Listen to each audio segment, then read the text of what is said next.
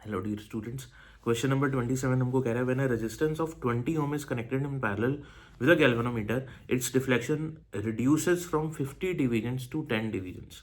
तो मेरे पास ना एक गैल्वेनोमीटर है, ठीक है। अब ये गैल्वेनोमीटर अकेला लगा हुआ है, पहले इसमें कुछ करंट जाता है तो रीडिंग क्या आती है 50 डिवीजन्स। डिवीजन मतलब आपने देखा होगा गैल्वेनोमीटर में ऐसे रीडिंग होती है 1 2 3 4 5 6 7 8। तो 50 divisions are corresponding to 50 ampere current. मान लेते हैं कि एक डिवीजन 1 एम्पियर का करंट देता है, तो 50 डिवीजन्स कितना करंट दे रहा होगा 50 एम्पियर का। तो गैल्वेनोमीटर के साथ कोई वायर नहीं कनेक्ट हुई, सिर्फ गैल्वेनोमीटर है और वो 50 डिवीजन शो कर रहा है। तो मान लेते हैं कि वो 50 एम्पियर का करंट शो कर रहा है। तो सर्किट में टोटल करंट हो गया 50 एम्पियर्स का। उसके बाद क्या होता है, उसके बाद आप 20 ओम की इसके पैरेलल में एक वायर कनेक्ट कर देते हो। तो क्वेश्चन बोलता है जो इसमें डिफ्लेक्शन होता है वो 50 डिवीजन से 10 डिवीजन तक घट जाता है गैल्वेनोमीटर में। मतलब क्या हुआ कि 50 डिवीजन से 10 डिवीजन्स जो घट गया है, इसका मतलब ये हुआ कि गैल्वेनोमीटर में पहले 50 एम्पियर का करंट था, अभी जब आपने इसमें पैरेलल में वायर लगा दी तो करंट का डिस्ट्रीब्यूशन हो जाएगा ना डिस्ट्रीब्यूशन।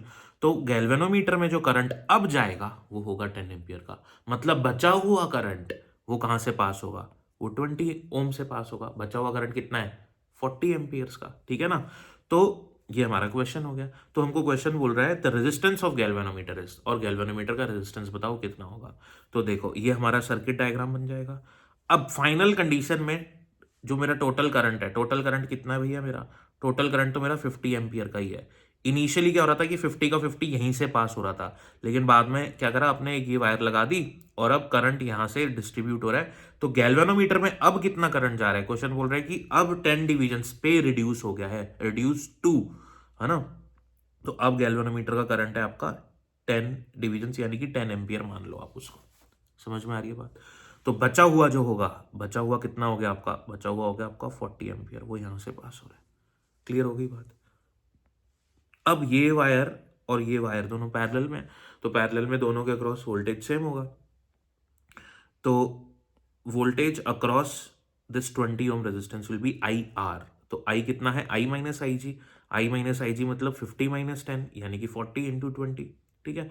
सिमिलरली इसके अक्रॉस कितना वोल्टेज होगा आई आर। करंट कितना जा रहा है इसमें से, अब इसमें करंट जा रहा है 10, इसका रेजिस्टेंस हमको पता नहीं है, हमने जी मान लिया।